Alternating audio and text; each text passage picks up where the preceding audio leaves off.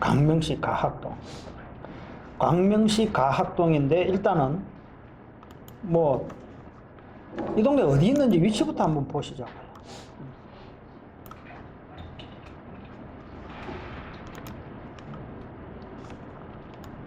제가 대구를 투자를 안 하고 제가 대전을 투자를 잘 안 하는 이유는 뭘까요? 멀어서. 일단 멀고요. 익숙하지가 않아요. 투자에서 가장 중요한 것은요. 내가 지역을 잘 알아야 돼요. 아무리 고수를 하더라도 분석할 수 있는 거는 한계가 있어요. 예, 서류로 분석해가지고 조사 가잖아요. 거기에 대한 기회비용이 너무 많아. 너무 많아. 근데 아파트에 살고 있는 주부하고요. 어느 한 단지에 아파트 살고 있는 그 주부하고 외부 전문가하고 비딩을 시키면은요. 아파트 외부 전문가는 이제 미래라든지 그런 전체적인 부분을 보겠지만은 가격 흐름에 대한 이런 부분은 그 단지에 살고 있는 주부는 부동산에서 아무것도 몰라도 가격 흐름에 대한 것을 일단 알아. 50%는 먹고 있잖아요. 먹고 있잖아요. 그래서 그 50%를 모르는 상태에서 대구나 저기 많이 오르고 있다는 뭐 대전 이런 데를 분석은 할 수 있어요. 근데 거기 가가지고 남아 부족한 50%를 채우기 위해서 가서 조사하고 또 가서 조사하고 하는 게 뭐예요? 기회비용이 너무 많이 들어. 그래 보면은 익숙한 곳에서 그 틈새 찾아가지고 투자하는 게 현명하고 관리도 괜찮고.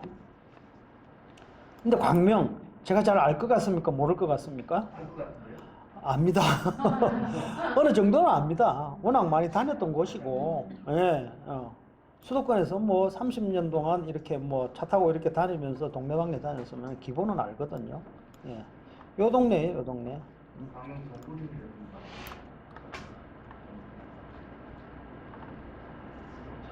이 동네인데, 뷰를 한번 놔보면은, 여기에요. 여기 아침 목장이라고 보이는 데 있네요. 저거네요? 그죠? 요거네요.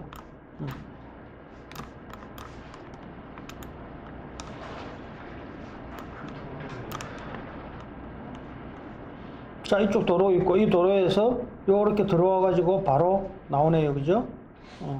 바로 나오는데, 위치를 한번 보시자고요. 여기에 뭐가 만들어지네요? 네. 그죠? 터널이 터널이 있고, 뭐 나오는 길도 여기서 진입할 수 있는 길도 있고, 이 도로가 요거하고 바로 연결되어 있는지 안 돼 있는지는 이쪽은 밑으로 돼 있죠. 안 되는 거. 밑으로 돼 있죠. 밑으로 돼 있는데 한번 여기서는 바로 밑으로 돼 있네요. 여기로 돼 있고 이 길이 다 지상으로 연결돼 있는 것 같지 않아요? 그죠? 여기 뭐 뚫고 있는 것 같네요. 그죠? 예.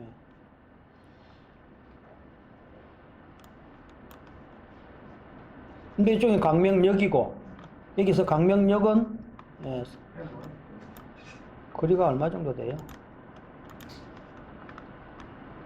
3km.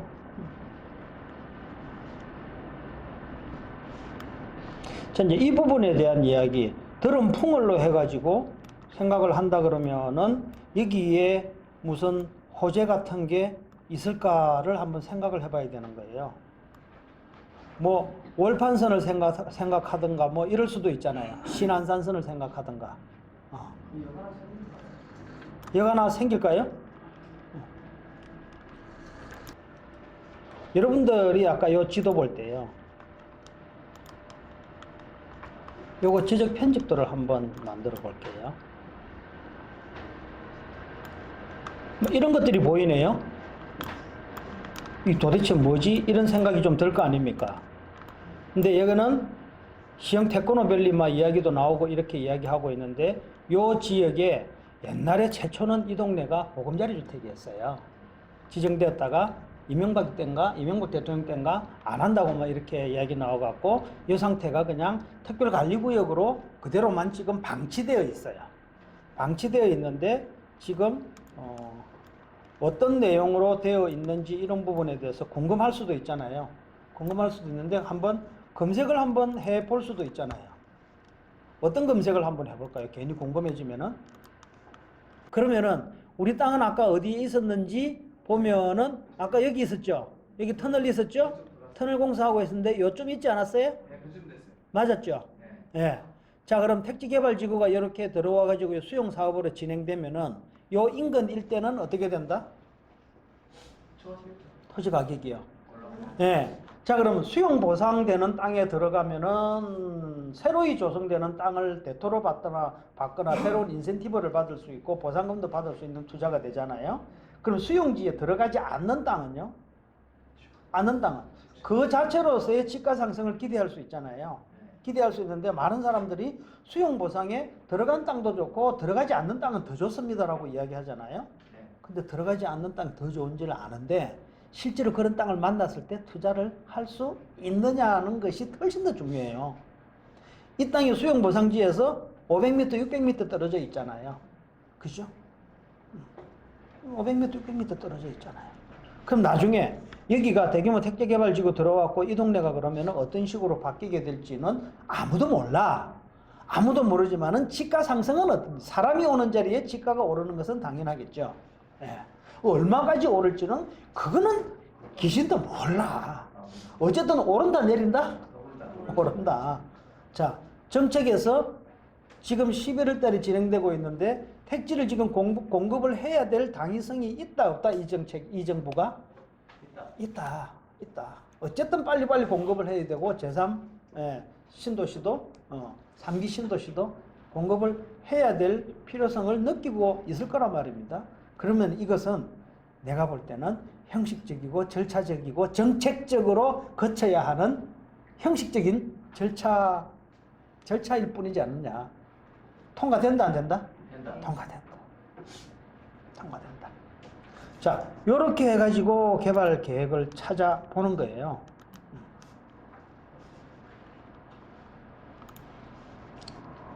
자, 그런데 떡 보니까는 23억이야. 이걸 투자를 할 수 있는 사람은요, 토지 투자를 할 수 있는 사람은 어떤 사람이 투자를 합니까? 이게 진짜 토지 투자잖아요. 토지 투자 맞잖아요. 지금은 인근 시세에 뭐 택지개발지구가 들어온다는 가정하에서 뭐 감정평가한 것도 아니고 현황으로 가격을 평가한 거잖아요. 네. 그래서 토지 강의에서 수용 보상지에 투자를 하라, 해가 투자를 하라라는 이야기요. 내용은 맞아요. 근데 실제로 투자할 수 있는 여건에 있는 사람은 그 강의를 듣는다, 안 듣는다? 안 들어요. 그러면은 이런 강의 들을 필요가 있냐, 없냐? 필요 없어요. 제가 생각하는 거는요. 필요 없어요. 왜냐? 이거 사놓고 이거 언제까지 가야 될지를 기다릴 수 있는 마인드가 있는 사람만이 이거는 투자를 할 수 있는 거거든요. 이렇게 해갖고 어느 세월에 라는 생각을 하면은 투자 못 하는 거지. 못 하는 거지. 근데 이제 진짜 여유가 있으신 분들은요, 이런 경험을 해봤기 때문에 이런 투자를 훨씬 더 절개해요.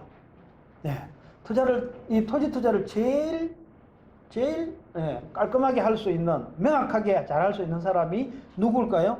정책 정보를 가장 접할 수 있는 정보 1순위에 있는 사람이 부동산 전문가보다 훨씬 더 빠릅니다. 그리고 두 번째로 찾는 방법은요, 고시정보 있잖아요. 아까 우리 지구단위 계획 찾은 것처럼 그 지역을 클릭해갖고 그 지역에서 고시정보 나온 거 있잖아요. 그걸 봐가지고 하면은 도면 나오잖아요. 제일 뒷장에. 도면 보고 이 동네가 이렇게 바뀌어가는구나 라고 고시가 된다 그러면 그 지역에 가보면은 소문이 나 있다 안 나 있다? 나 있잖아요. 근데 내가 갔을 때는 2등이다 1등이다? 2등이다. 1등은 누구다? 그 정보를 고시한 사람, 주위에 있는 사람이 최고 1등이잖아요. 그러니까 개발 호재를 가지고 토지에 투자하는 사람은요, 진짜 막연함에 투자를 할 수밖에 없는 거예요. 그래서 비도시 지역에 토지 투자하는 거예요. 진짜 여유 있을 때 하라는 것이거든요. 여유 있을 때 하라는 것이고, 그래서 제가 그런 부분에 대해서 그러니까 무조건 돈 법니다. 이건 재테크 수단으로서 아주 좋은 겁니다라는 이야기를 안 하잖아요. 제가 너무 부정적인가요? 여유가 있으면 반드시 해야 돼요. 해놓고 잊어버리면 되거든요. 왜? 개발 호재가 있는 자리에 봤잖아요. 사놓으면은 오른다는 건 확실하거든요. 올라도 오를 때요, 타이밍이 되면은요, 순식간에 올라버려요. 순식간에. 아파트는 얘가 점점 오르네. 사니까 오르고 해갖고, 오, 막, 그새 이만큼 올랐어? 이렇게 되는데, 토지는 호재가 있으면은요, 발표 딱 나고 한번 오르잖아요? 그러고 나서 지구 지정되고 나면 여기서 수직으로 한번 착 올라요.